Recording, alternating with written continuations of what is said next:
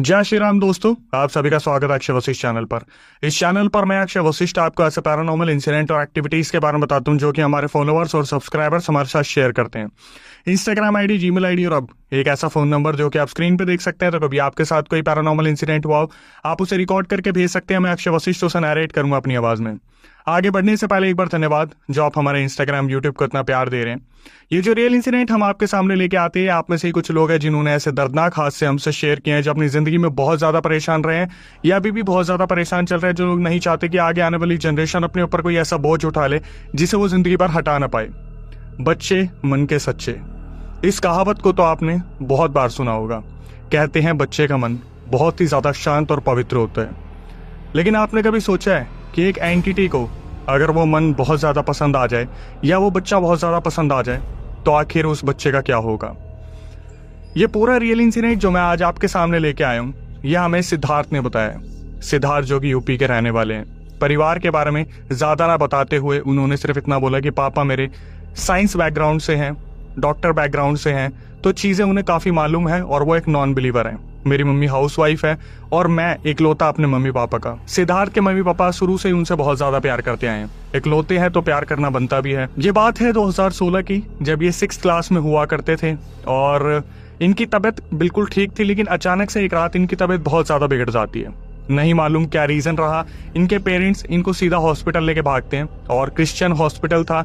वहां पर जीजस के बहुत सारे क्रॉस लगे थे और वहां पर वो पूरी तरीके से इंतजाम किया गया था। काफी लग्जरियस एक हॉस्पिटल था जहां पर सारी सुविधाएं दी गई थी। तो जब वहां पर पहुंचा जाता है और जब इनकी प्लेटलेट्स चेक की जाती है तो प्लेटलेट्स इनकी 35,000 थी, जो कि बहुत ही ज्यादा एक क्रिटिकल सिचुएशन होती है। और डॉक्टर्स उसी वक्त बोल देते हैं कि हमें इसे ट्रीट करना पड़ेगा। इनके पापा को बोला गया सिद्धार्थ के कि अभी की अभी जितनी जल्दी हो सके इन्हें एडमिट कीजिए, फॉर्मेलिटीज हम बाद में देखेंगे। अब जिस रूम में ये गए थे वो रूम अभी ही बिल्कुल क्लीन किया गया था और इनके पापा काफी अच्छा अर्न किया करते थे, आज भी काफी अच्छा अर्न करते। तो इनके पापा ने क्या किया, सीधा एक प्राइवेट रूम बुक कर लिया जिसमें सिर्फ इनको ही एक बेड दिया गया था। एक स्पेशल ट्रीटमेंट मिलता है वहां पर इस किस्म का, जहां पर एक प्रॉपर ध्यान रखने वाली नर्स होती है जो आती जाती रहती है। डॉक्टर्स भी उस रूम में विजिट करते हैं। अब सिद्धार्थ के पापा की खुद की एक बहुत बड़ी प्रॉब्लम थी कि उन्हें हॉस्पिटल के रूम्स में से अजीब सी स्मेल आती है। हालांकि मुझे भी आती है और वो काफी बार बहुत अजीब हो जाती है, जो एग्जॉस्ट कर देती है आपको। कोई एक ही घर वाला जो है पेशेंट के साथ रुक सकता था, तो सिद्धार्थ के पापा उनके साथ रुकते थे। उनकी मम्मी मॉर्निंग में आती थी, उन्हें टाइम देती थी और शाम होने से पहले वो घर चली जाती थी। सिद्धार्थ जब पहली रात उस कमरे में पहुंचे तो डॉक्टर्स वगैरह भागे भागे आए, उन्हें ट्रीट करना था सिद्धार्थ को। तो सिद्धार्थ ने अपने बारे में थोड़ा सा बताया कि भाई मैं शुरू से ही चबी एक लड़का हूँ। तो डॉक्टर्स ने काफी कोशिश की मेरे हाथ में नर्व्स वगैरह ढूंढने की, तो उन्हें मिली नहीं। तो उन्होंने मेरे पैर में जो है वो कोनोला लगा दिया, जिससे मुझे ग्लूकोज वगैरह चढ़ता था, दूसरी चीजें चढ़ा करती थी। अब हुआ क्या, पहली ही रात को जब वो आराम कर रहे थे, रात के 2:30-3 बजे अक्सर उनकी आंख खुला करती थी। ये घर में भी उनके साथ होता था, लेकिन हॉस्पिटल में ये चीज उनके साथ रेगुलर बेसिस पर होने लगी। ये तो पहली रात थी खासकर, जहां पर 2:30 बजे उनकी आंख खुलती है तो वो देखते कि कमरे में पापा नहीं थे। और नहीं होने का एक ही रीजन था, क्योंकि उनके पापा को बहुत अजीब सी स्मेल आती थी रूम में। तो उनके पापा बाहर जो जनरल वार्ड के पास एक बेड डला हुआ था, वो वहां पे जाके लेट जाया करते थे। तो सिद्धार्थ के पापा ने उन्हें बोला हुआ था कि बेटा तेरे को कोई भी दिक्कत हो तो आवाज मार दियो, अदरवाइज नर्स तो आती जाती रहेंगी और तेरे बारे में अगर कोई दिक्कत होगी तो मुझे बता देंगी। तो सिद्धार्थ को भी उस टाइम पे कोई दिक्कत नहीं थी, क्योंकि उन्हें पता था कि पूरे दिन तो कोई ना कोई एक्टिविटी होती रहती है। मम्मी आती है, नानी आती है, मामा आते हैं। तो बस रात का समय था जब सिद्धार्थ को रात काटनी होती थी। अब सिद्धार्थ इस चीज से बिल्कुल बेखौफ बैठे हुए थे कि क्या उनकी जिंदगी में होने वाला है, लेकिन यहीं से उनकी जिंदगी पूरी तरीके से पलट गई। पहली ही रात थी, 2:30 बजे आंख खुली और सबसे पहले उनकी नजर पड़ती है टाइम देखने के लिए। वो घड़ी की तरफ देखते हैं तो वो देखकर सबसे पहले हैरान हो जाते हैं कि घड़ी उल्टी चल रही थी। सिद्धार्थ के पैरों तले जमीन निकल गई ये चीज देखते ही कि घड़ी उल्टी कैसे चल सकती है। तो सिद्धार्थ जब तक समझते इस चीज को, उन्हें प्यास का अनुभव हो रहा था कि मुझे प्यास लग रही है, मुझे पानी पीने जाना चाहिए। जैसे ही वो गेट की तरफ देखते हैं, वो देखते हैं कि 7 फुट की एक एंटिटी, जो कि मेल एंटिटी थी, जो बहुत ज्यादा लंबी थी, हॉस्पिटल की पूरी छत वो टच कर रही थी। इतनी लंबी एंटिटी वहां पर, जिसके लंबे लंबे दांत, शरीर फटा हुआ, चेहरे पर अजीब सी क्रीपी स्माइल, आंखें जैसे बाहर निकल रही हो। सिद्धार्थ ने बताया कि अक्षय भाई मेरा टॉयलेट निकल गया। मैं इतनी तेज चिल्लाया, पहले तो मेरी आवाज ही नहीं निकली और जब मेरी आवाज निकली तो पूरा हॉस्पिटल जैसे कांप सा गया। मेरे पापा रूम में भाग के आए, नर्सिस भाग के आई और पूरे जो डॉक्टर डिपार्टमेंट था वहां से लोग भाग के आए और रूम में आके उन्होंने देखा तो मैं एक तरीके से स्लीप पैरालिसिस पोजीशन में था, जहाँ पर मैं चिल्लाने की कोशिश कर रहा था। मेरी आवाज़ ऐसे निकली जैसे किसी ने मेरा बुरी तरीके से गला घोटा और अपनी जान बचाने के लिए वहाँ पर मैं चिल्लाया हूँ। सबने लाइट ऑन की और सिद्धार्थ से पूछने की कोशिश किया कि हुआ क्या। तो सिद्धार्थ ने बताया कि मैंने यहाँ पर किसी को देखा था और ये देखने के बाद मुझे ऐसा लगा जैसे कोई मुझे दबाने आ गया। वो पहली जो रात थी वहाँ पर सबने उन्हें सिद्धार्थ को समझाया कि बेटा ऐसा हो गया होगा, आपने बुरा सपना देख लिया होगा, और जो लड़का 6 क्लास में होगा उससे आप क्या ही एक्सपेक्टेशन रखते हो। उस बच्चे ने भी इस चीज़ को बहुत आराम से समझ लिया कि ठीक है कुछ ना कुछ रहा होगा जिसकी वजह से मेरे को ऐसे इल्यूजन क्रिएट हो गए। लेकिन ये पहली रात थी और अभी ऐसे बहुत सारी रातें सिद्धार्थ को उस हॉस्पिटल में गुजारनी थी। बड़ी ही मुश्किल से 2-3 रातें सिद्धार्थ की ये सोचते सोचते निकली थी कि उनके साथ हुआ क्या है। लेकिन फिलहाल पापा जो थे वो प्राइवेट रूम में रहने लगे थे, ये सोच के कि सिद्धार्थ को बुरे सपने आते हैं तो उनको इस चीज़ से बाहर निकालना ज़रूरी है कि ये जो ट्रॉमा सिद्धार्थ ने झेला है या उनकी आगे की ज़िंदगी में उनको बहुत ज़्यादा दिक्कत दे सकता है। तो 2-3 रात पापा वहाँ सोए और फिर तीसरी चौथी रात ऐसी आई जहाँ पर उनके पापा ने ये डिसीजन लिया कि अब सब कुछ ठीक है। उनको काफ़ी एलर्जी हो रही थी उस स्मेल से, तो वो फिर दोबारा जनरल वार्ड के पास जो बेड रखा था वहाँ पे सोने के लिए चले गए। सिद्धार्थ को इस चीज़ की बिल्कुल भी इन्फॉर्मेशन नहीं थी। वो काफ़ी आराम से अपने बेड पर लेटे हुए थे। रात को 3 बजे उनकी आँख खुलती है और वो अपने पापा को देखते हैं तो पापा वहाँ पर नहीं थे। सिद्धार्थ ने मेंशन करा कि भाई मैं डरा नहीं, मुझे पता था कि पापा इधर उधर हुए होंगे और उनको एलर्जी से प्रॉब्लम होती है क्योंकि स्मेल इतनी बुरी अजीब सी होती है कि मेरे को तो झेलनी पड़ रही थी पर पापा क्यों झेलेंगे। तो रात के 3 बजे इनकी आँख खुलती है और ये फिर दोबारा वक्त देखने के लिए पलटते हैं तो इन्होंने देखा अच्छा 3 बजे। लेकिन एकदम से इन्हें ये समझ नहीं आया कि कल तक जो घड़ी मुझे ऊपर दिख रही थी वो आज मुझे मेरे बिल्कुल बगल में क्यों दिख रही है। जब तक सिद्धार्थ समझ पाते उन्हें ये पता चला कि एक्चुअली में उनका जो बेड है वो हवा में है। उस एंटिटी ने जो 7 फुट की एंटिटी थी उन्होंने सिद्धार्थ के बेड को हवा में उठा रखा था। सिद्धार्थ जब तक अपनी तरफ देखते और नीचे देखते उन्हें पता चलता है कि मेरा बेड तो हवा में है। और जैसे ही सिद्धार्थ ने लेफ्ट में देखा वो जो 7 फीट की एंटिटी थी जो वहां पर खड़ी थी एक भद्दी हंसी हंसने लगी और सिद्धार्थ की इतनी ज्यादा करीब आ गई। सिद्धार्थ इतनी बुरी तरीके से डरे क्योंकि एंटिटी जब फेस पे आ जाती है तो आपको पता चलता है कि आपका क्या रिएक्शन होगा। वो इतनी ज्यादा ब्लैंक हो गए, वो हड़बड़ाने की कोशिश करते हैं और चिल्लाने की कोशिश करते हैं तो ऐसा लगता है जैसे उनके मुंह पे जिप लग गई है। वो पूरी कोशिश कर रहे थे, इतनी क्रीपी स्माइल वो बार बार देख रहे थे उस एंटिटी की तरफ, इतनी क्रीपी स्माइल देखने को मिल रही थी। वो बस एक मूवमेंट आया जहां पर उनको बार बार दिमाग में आया कि हनुमान जी बचा लीजिए, हनुमान जी। ये करते करते वो बेड सीधा जमीन पे आके गिरा और वो जो एंटिटी थी वहां से गायब हो गई। ये उठे, ये बुरी तरीके से चिल्लाए और फिर दोबारा नर्सेज भाग के आई, डॉक्टर भाग के आए, पापा आए तो इन्होंने सब कुछ बता दिया कि ऐसे ऐसे मेरे साथ हुआ। और जो सबसे अजीब चीज थी कि आज भी सिद्धार्थ इतना ज्यादा डर गए थे कि उनका टॉयलेट निकल गया था। सिद्धार्थ ने अपने पापा को सारी चीजें बताई। इनके पापा नॉन बिलीवर थे, इनके पापा ने बिल्कुल भी भरोसा नहीं किया इस चीज पे। यहाँ पर आके सिद्धार्थ ने इस चीज को मेंशन किया है कि प्लीज अगर आप ये वीडियो देख रहे हैं तो प्लीज अपने बच्चों की बात माने अगर वो कोई चीज बताने की कोशिश कर रहे हैं। सिद्धार्थ को बहुत अफसोस है कि उनके पेरेंट्स ने उनकी बात नहीं सुनी, लेकिन यहाँ से पेरेंट्स अगर इस वीडियो को देख रहे हैं तो उनको समझने की कोशिश करनी चाहिए कि अगर एक बच्चा रात को कुछ बोल रहा है तो शायद उसको कोई ना कोई दिक्कत हो सकती है।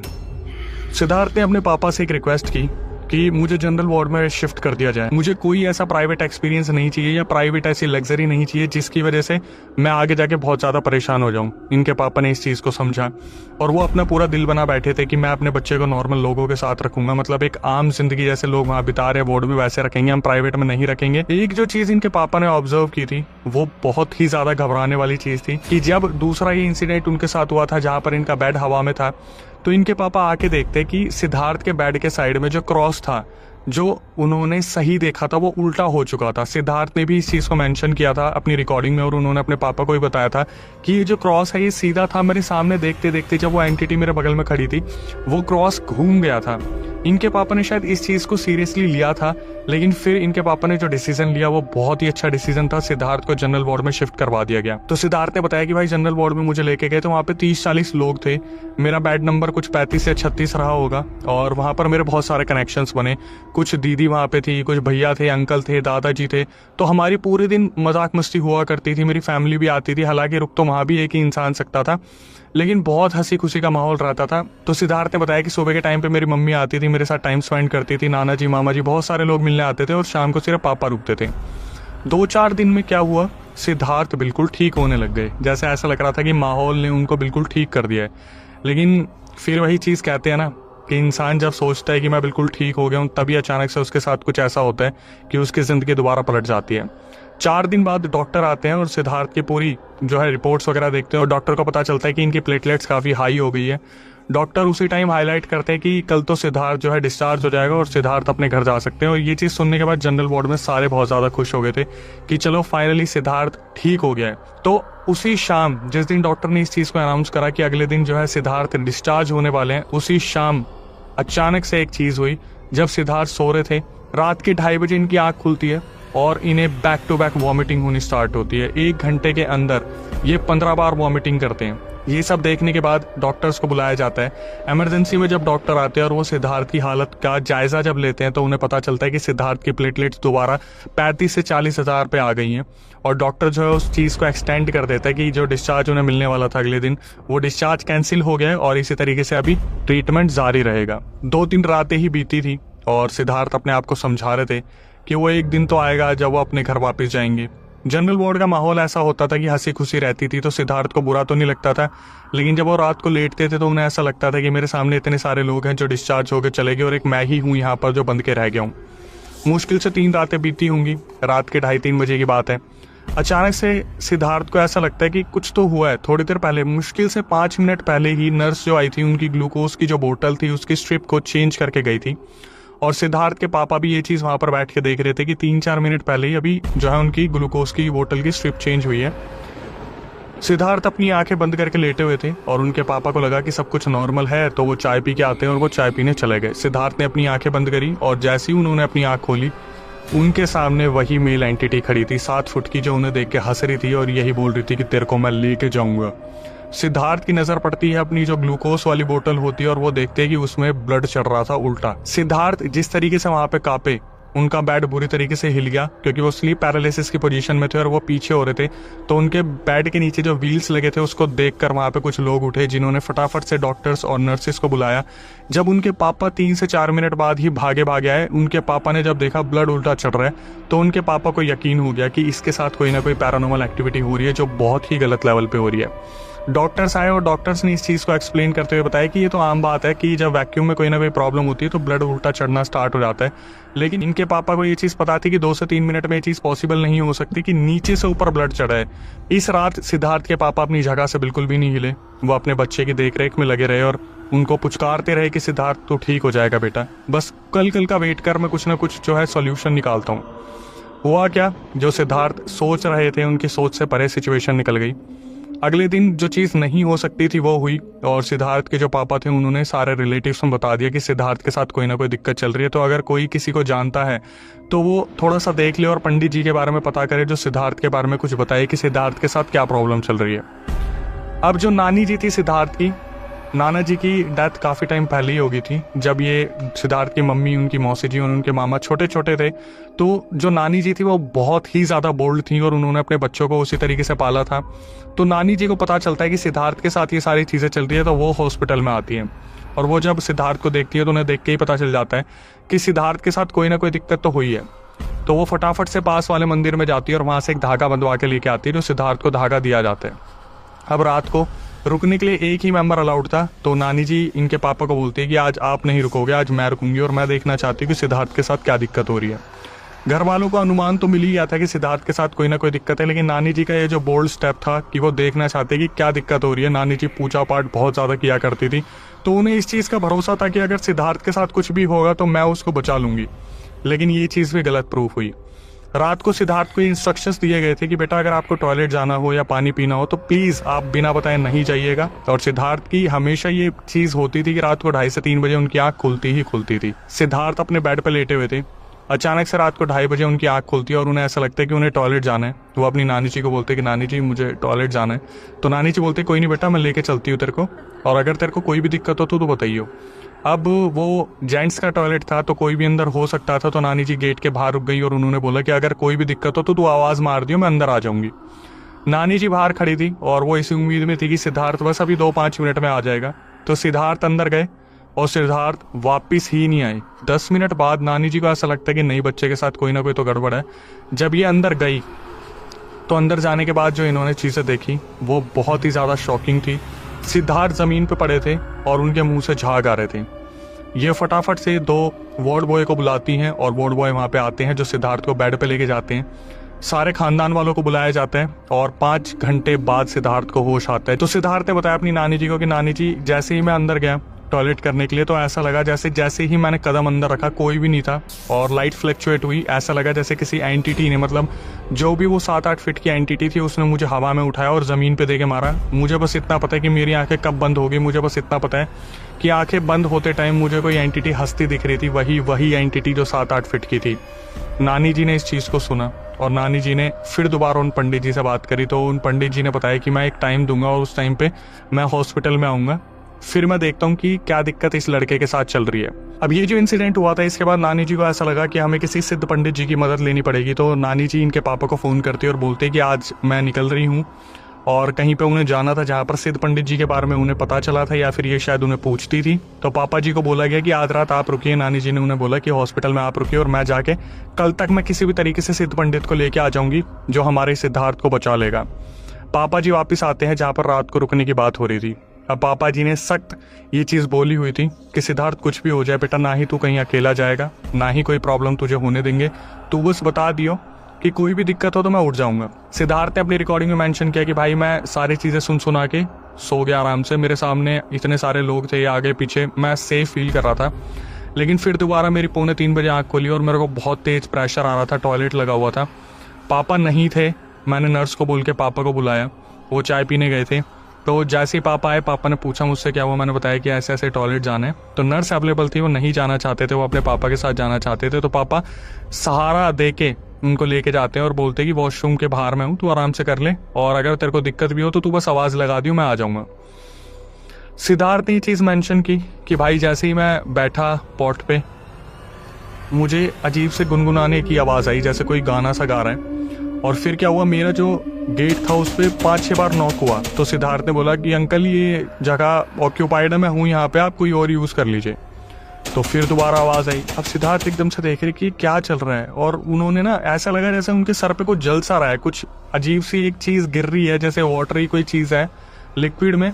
वो अपने सर पे हाथ लगाते हैं, अपने हाथ पे देखते हैं कि यार ये क्या है, और उन्होंने ऊपर देखा तो वहाँ पर एक अजीब सा क्रिएचर था, जैसे कोई स्पाइडर काइंड ऑफ थिंग, मतलब कोई बहुत बड़ी चीज़ जिसके मुंह से राल गिर रही है और इनके सर पे गिर रही है और वो राल उनके सर को जला रही थी। तो सबसे पहले आगे बढ़ने से पहले उस इमेज को देखिए, जो इमेज इन्होंने एज अ प्रूफ शेयर की है।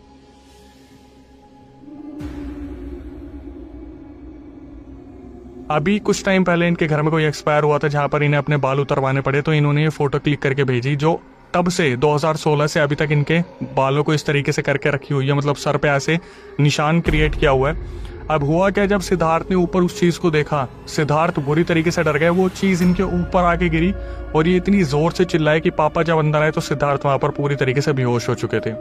सिद्धार्थ होश में आए और उन्होंने साफ साफ बताया कि मेरे साथ ऐसा हुआ था। पूरी रात ना तो सिद्धार्थ को नींद आई, ना ही उनके पापा को नींद आई। उनके पापा ने फ़ोन करके नानी जी को बताया कि ऐसी ऐसी चीज़ें सिद्धार्थ के साथ हो रही है। तो सुबह नानी जी अपने साथ एक पंडित जी को लेके आए जो सिद्धि प्राप्त पंडित थे। उन्होंने देखते ही सिद्धार्थ को बता दिया कि इसके साथ बहुत दिक्कत है और अपने साथ एक अभिमंत्रित धागा लेके आए थे जो सिद्धार्थ को दिया गया और बोल दिया कि बेटा गलती से भी इसे उतार मत देना। और ये भी बता दिया गया था कि धागा कोई सॉल्यूशन नहीं है, बस ये एक प्रोटेक्शन है जिससे चीज़ें इनके दूर रहेंगी। उन महापंडित जी ने ये कहा कि सिद्धार्थ अब 3-4 दिन में ठीक हो जाएगा और घर पे जैसे ही हम पहुंचेंगे हमें एक बहुत बड़ी पूजा का आयोजन करना पड़ेगा जिसमें 21 पंडित और 21 मौलवी आएंगे जो इस पूरी विधि विधान से सिद्धार्थ को बचाएंगे। तो अगले 3-4 दिन सिद्धार्थ को कोई भी दिक्कत नहीं हुई और ये ठीक होकर सीधा अपने घर पहुंच गए। सिद्धार्थ जब अपने घर पे आए तो धीरे धीरे उनकी जो जिंदगी थी वो बिल्कुल आम ट्रैक पे आ गई। उनकी रातें बिल्कुल सफल तरीके से निकलने लगी और पता चल गया था कि सिद्धार्थ में बहुत ही ज़्यादा चेंजेस आ रहे हैं और सिद्धार्थ बिल्कुल ठीक हो रहे हैं। कुछ टाइम बाद इस सिद्धार्थ के मामा जी के घर पे कुछ फंक्शन किया गया था जहाँ पर नानी जी वगैरह सब आ रखे थे और सिद्धार्थ अपने मामा के गए हुए थे। वहाँ पर सिद्धार्थ ने देखा कि सब अंताक्षरी वगैरह खेल रहे हैं और इन्हें अंताक्षरी में काफ़ी ज़्यादा शौक नहीं था। तो ये दूसरे कमरे में जाते हैं अपने बैग में कुछ सामान निकालने के लिए। इन्होंने मेंशन करा कि भाई उस टाइम पे मेरे पास कुछ इलेक्ट्रॉनिक गेम्स वगैरह हुआ करते थे जो बच्चों के पास होते हैं, तो ये अपने बैग में रख के लाए थे। इन्हें लगा कि मैं उससे अपना टाइम पास कर लूँगा। जब ये उस कमरे में गए तो उस कमरे का दृश्य इन्होंने बताया कि भाई काफ़ी बड़ा कमरा था और मिरर्स वगैरह लगे हुए थे इधर उधर। ये जैसे ही पीछे मुड़ के अपने बैग में से सामान निकालते हैं, अचानक से इन्हें ऐसा लगा जैसे गेट बहुत स्पीड से बंद हुआ। जैसे ये पीछे मुड़ के देखते लाइट फ्लक्चुएट हुई और वही 7-8 फुट की एंटिटी वहीं पे हेड बिल्कुल नीचे करके हंसने लग रही है और बोल रही है अब तू कहाँ जाएगा, मैं तुझे लेके जाऊंगा। ये सारी चीजें कैसे हो सकती है उस धागा देने के बाद? ये एक्चुअली सबसे बड़ी बेवकूफ़ी थी उन बड़े लोगों की। पंडित जी ने कहा था कि पूजा आयोजन करनी है। घर वालों ने जैसे ही देखा कि हॉस्पिटल से आ गया है और सब कुछ ठीक हो गया, इन्होंने उस पूजा का आयोजन छोड़ के, इन्हें लगा सब कुछ नॉर्मल हो गया, इन्होंने वो पूजा करवाई ही नहीं। वो एंटिटी सिद्धार्थ को लेने आ गई थी और सिद्धार्थ के सामने खड़ी थी और वो एंटिटी 7-8 फीट की सिद्धार्थ को बार बार बोल रही थी अब तू मरेगा और तुझे कोई नहीं बचा पाएगा। ये तो ये मान लीजिए कि वहाँ पे उस कमरे में नाना जी की फोटो लगी हुई थी और शायद नाना जी ने सिद्धार्थ को बचा लिया, क्योंकि जिस तरीके से सिद्धार्थ ने बताया, सिद्धार्थ ने बोला कि भाई जब मैं ऊपर देख रहा था मुझे ऐसा लग रहा था जैसे कांच टूट रहे हैं, पता नहीं वो पैरेलल क्या चल रहा था, कोई यूनिवर्स था कि कांच टूट के बिल्कुल नुकीले कांच मेरे आगे पीछे गिर रहे थे, लेकिन मुझे कोई भी कांच टच नहीं कर पाया। ऐसा लग रहा था जैसे साक्षात मेरे नाना जी मुझे बचा रहे थे उस एंटिटी से और वो अपने ऊपर वो सारी चीज़ें ले गए। यहाँ पे ये चीज़ बताते हुए काफ़ी भावुक हुए जो हमारे सब्सक्राइबर हैं सिद्धार्थ की, वो ये महसूस कर पा रहे थे कि उनके नाना जी उन्हें प्रोटेक्ट कर रहे हैं। बट ये चीज़ें जो चल रही थी धीरे धीरे ये समझ में नहीं आ रही थी और बहुत बुरी तरीके से सिद्धार्थ चिल्लाना शुरू करते हैं उस कमरे में। तो जब सारे रिलेटिव भाग के आते हैं तो वहाँ पर बिल्कुल सब नॉर्मल था, ऐसा लगा जैसे कोई इल्यूजन क्रिएट हो गया था और सिद्धार्थ इस चीज़ को ऑब्जर्व कर पा रहे थे कि यहाँ पर जो चीज़ें हो रही थी वो 1 सेकंड में चेंज हो गई। तो ये अपने मामा को, नानी को, मौसी को, सबको बताती कि मेरे साथ ऐसा ऐसा हुआ। तो सारे भागते हैं उन पंडित जी के पास, जो सिद्ध पंडित जी थे। वो बताते कि मैंने आपको बोला था कि आपको पूजा करवानी है, जैसे ही सिद्धार्थ आएगा आप मुझे बताओगे, आपने मुझे बताया ही नहीं। आप इतने सारे मगन हो गए इन सब चीज़ों में कि आप सेलिब्रेशन रख के बैठ गए, बच्चे के ऊपर कोई भी दिक्कत आ सकती थी। और ये एंटिटी जो है कोई आम एंटिटी नहीं है, ये एक्चुअली में एक जिन है। अब ये सारे लोग बुरी तरीके से डर जाते हैं क्योंकि जिन कोई आम बात नहीं है। तो बताया जाता है कि 21 पंडित और 21 मौलवी को बुलाया जाएगा और अगले दिन ऐसे ही बोलकर 21 पंडित और मौलवी को बुलाया गया जिन्होंने पूजा का आयोजन किया। पूरा मोहल्ला समझ गया था कि सिद्धार्थ के साथ कोई बहुत बड़ी चीज़ हो रही है। एक कमरे में सिद्धार्थ को बैठाया गया और सिद्धार्थ को बोला गया कि बेटा एक सर्कल बना के दिया कि तू इसके बाहर नहीं निकलेगा और आंखों पे पट्टी बांध दी। ये बताया गया था सिद्धार्थ को कि तेरे को कोई भी एंटिटी आके कुछ भी दिख सकती है अलग रूप में, तो तू इस सर्कल के बाहर भागेगा और सर्कल के बाहर भागते ही तेरे को दिक्कत होगी। घर वालों ने अपनी अपनी कस्में दी, सबने बोला कि बेटा तेरे को इस सर्कल से बाहर नहीं निकलना। सिद्धार्थ को उस रूम में अकेला बैठाया गया और जब पूजा स्टार्ट हुई तो सिद्धार्थ ने मेंशन किया कि अक्षय भाई मैं देख तो नहीं सकता था लेकिन मैं सुन सकता था। ऐसा लग रहा था कि एंटिटीज़ मेरे आगे पीछे घूम रही है और वही गाना जो हॉस्पिटल में गुनगुनाने की आवाज़ आ रही थी जब वॉशरूम के ऊपर वो राल मेरे सर पे गिरी थी। सिद्धार्थ ने बताया कि अक्षय भाई मैंने अपना मन कैसे पक्का कर रखा था ना, मैं ही जानता हूँ। इस सिचुएशन को देख के कोई बड़ा इंसान भी भाग सकता है अपनी जान बचाने के लिए, लेकिन सिद्धार्थ वहीं बैठे रहे। अगले 1 घंटे तक पूजा चलती रही। उसके बाद जो वहाँ पर पंडित और मौलवी आए थे उन्होंने इस चीज़ को कंफर्म करा कि उस जिन को अब हटा दिया गया है। सिद्धार्थ को कमरे से उठाया गया, उन्हें बाहर ले जाया गया। उनको बहुत डर लग रहा था, उनको नॉर्मल करा गया। वहाँ पर जितने भी पंडित और मौलवी आ रखे थे उन सब के लिए खाना ऑर्गेनाइज किया गया, उन्हें जो है पूरा भोजन परोसा गया। फिर उन सब के जो चीज़ें दी गई, वो देने लेने का जो चीज़ें होती हैं, जो मान सम्मान होता है, वो सारी चीज़ें करी गई। उसके बाद जो सिद्ध पंडित जी आए थे उन्होंने बताया कि जितने भी पंडित और मौलवी आए थे उन्हें वो जिन बहुत ज़्यादा परेशान कर रहा था। तो वो जिन था क्या एक्चुअली में? जिस दिन सिद्धार्थ को हॉस्पिटल लेके गए थे उस दिन सिद्धार्थ से जस्ट 2 दिन पहले, जिस दिन सिद्धार्थ गए थे 2 दिन पहले, उस कमरे में एक लड़की की जान गई थी और उस लड़की के ऊपर जिन था। तो वो जिन उस कमरे में बैठा हुआ था क्योंकि कमरा साफ नहीं हुआ था और वो उस खुशबू से, उस लड़की की खुशबू से अट्रैक्ट था उस कमरे में। जैसे ही सिद्धार्थ गए तो उस जिन को बहुत बुरा लग गया ये सोच के कि इस लड़की की खुशबू अभी तक मेरे साथ चल रही थी। जैसे ही सिद्धार्थ गए तो इस कमरे को पूरा सैनिटाइज कर दिया गया, पूरा साफ कर दिया गया, जिस वजह से वो जो जिन था वो बहुत ज़्यादा गुस्से में आ गया था और उसने ठान लिया था कि इस लड़के की वजह से ये सब कुछ हुआ और मैं इस लड़के को अपने साथ लेके जाऊंगा। तो साथ रहते रहते उस जिन को सिद्धार्थ की आदत पड़ गई और वो सिद्धार्थ को बहुत ज़्यादा पसंद करने लग गया, जैसे उस लड़की को बहुत ज़्यादा पसंद करने लग गया था। अब वो सिद्धार्थ को लेके जाना चाहता था लेकिन टाइम पर चीज़ें पता चल गई जिस वजह से उस जिन को हटा दिया गया। अब सिद्धार्थ बिल्कुल ठीक है। उन्हें एक धागा दे दिया गया है जो हर होली दिवाली पे उनको बदलवाना पड़ता है। तो उसकी फ़ोटो भी मैं आपको शेयर कर देता हूँ। एक बार दोबारा उनके सर पे जो चीज़ें हुई थी, जो राल गिरने की वजह से उनका सर जला था, वो दोबारा मैं आपको दिखा देता हूँ, तो एक बार देख लीजिए। अगर आपने देख लिया है तो आपको यहाँ पर बहुत बड़ी सीख मिलने वाली है कि अब हॉस्पिटल्स में ये चीज़ें हो रही हैं। मैं किसी का ऐसे नाम नहीं लेना चाहूँगा, लेकिन आपकी सिक्योरिटी आपके हाथ में है, आपकी प्राइवेसी आपके हाथ में, आपकी जान आपके हाथ में, जो भी चीज़ें आपके हाथ में है। अभी सिचुएशन ऐसी होती है कि वक्त बहुत कम होता है, तो हॉस्पिटल में ले जाते टाइम हम ये चीज़ें चेक नहीं कर सकते, लेकिन जिस तरीके से चीज़ें इनके साथ हुई वो बद से बदतर थी। इनके ऊपर एक बहुत बड़ी छाप छूट गई जो पूरी ज़िंदगी भुला नहीं पाएंगे। उन्होंने अपनी रिकॉर्डिंग में मेंशन भी किया कि अक्षय भाई इन सब चीज़ों को मैं पता नहीं भुला पाऊंगा नहीं भुला पाऊंगा, लेकिन मुझे बस ये पता है कि मेरे घर वालों ने मुझे बचा लिया। और सबसे हाथ जोड़ के विनती की है कि अगर बच्चे आपके कुछ बताना चाहें तो पेरेंट्स उसे प्लीज़ कंसिडर कीजिए। आज तक मैं अपनी वीडियोज़ में बोलता आया हूँ कि माँ बाप से प्यार बनाइए, लेकिन बच्चा भी अगर कुछ बोल रहा है तो प्लीज़, अगर ये वीडियो माँ बाप देख रहे हैं तो समझे कि बच्चा कुछ बताने की कोशिश कर रहा है तो ज़रूरी नहीं है कि वो उसका वहम हो सकता है कि कोई ना कोई एंटिटी उसके आसपास हो। आप ये वीडियो देख रहे हैं और आपको भी अगर ऐसा लगे कि आपके आसपास कोई एंटिटी है तो माँ बाप को ज़रूर बताइएगा, लेकिन ये मत बोलिएगा कि मेरे कहने पर आपको ऐसा लगता है। लेकिन एक चीज़ को समझिए, बहुत सारे लोग ऐसे बोलते हैं कि भाई आप लास्ट में बोलते तो ऐसा महसूस होता है। मेरा जो काम है वो है आपको अवेयर करना, और इस तरीके से अवेयर करना कि आप कोई गलती ना करो। कभी कभी हम जो लोग होते हैं वो अक्सर ऐसी चीज़ों में फंस जाते हैं खुद से, लेकिन बहुत बारी ऐसा होता है कि हम खुद कलेश कोई ना कोई करते हैं जिससे हमारे साथ कोई एंटिटी आ जाती है। लेकिन ऐसे रियल इंसिडेंट के बाद हमारी आपसे क्या ही रिक्वेस्ट होती है लास्ट में आके कि जो है व्यूअर्स हमारे चैनल पे आए हैं, प्लीज़ चैनल को सब्सक्राइब कर लीजिए, क्योंकि यही हमारा मोटिवेशन होता है कि हम मोटिवेट होते रहें इसी तरीके से कि जनता हमसे कनेक्ट हो रही है और ज़्यादा से ज़्यादा लोगों तक हमारी वीडियो को पहुँचाया जा रहा है। तो शेयर ज़रूर कीजिएगा उन लोगों के साथ, खासकर जो हॉस्पिटल में काम करते हैं। इसके बाद दूसरी चीज़ जो मैं आपको बताना चाहता हूँ, हमारा दूसरा चैनल है जिसका नाम है अक्षय वशिष्ठ हॉरर शो, जहाँ पर ऐसे सब्सक्राइबर्स आके बताते हैं कि हमारे साथ ये चीज़ें हुई और अभी भी हम फील कर पा रहे कि हमारे साथ ये चीज़ें चलती आ रही हैं और अभी भी हैं। तो आप क्यों पीछे हट रहे हो? अगर आपको लग रहा है कि आपके साथ कोई पैरानॉर्मल इंसिडेंट हुआ और आप वो कैमरे पे बताना चाहते हो, तो हम गेस्ट के साथ सब्सक्राइबर्स को ही बुला रहे हैं। आप आ सकते हैं, पूरा रियल इंसिडेंट बता सकते हैं जहाँ पर जनता उससे कोई ना कोई सीख ले ले। इसके बाद जिस तरीके से इंस्टाग्राम यूट्यूब को प्यार दे रहे बनाए रखिए, और माँ बाप से जितना ज़्यादा हो सके प्यार रखिए। उनसे कभी मत पूछेगा आपने हमारे लिए किया ही क्या है। अपने शौक बढ़ाने के लिए उनके फालतू खर्चे मत करवाइए। अपने आप को इतना बड़ा बना लीजिए कि चीज़ें अपने आप होती चली जाएं। मेहनत कीजिए, इस उम्र में आके मेहनत करना बनता है, और फिर फाइनली अपने माँ बाप की इच्छा पूरी कीजिए। उन्होंने बहुत मेहनत से आपको इतना बड़ा करा है। लास्ट में अगर यही कहूँगा, जितना ज़्यादा हो सके भाई बहनों का ध्यान रखें, माँ बाप का ध्यान रखें, और माँ बाप से भी ये रिक्वेस्ट है कि बच्चों का ध्यान रखें। टिल देन, नई वीडियो नए पॉडकास्ट आने तक stay tuned with the channel.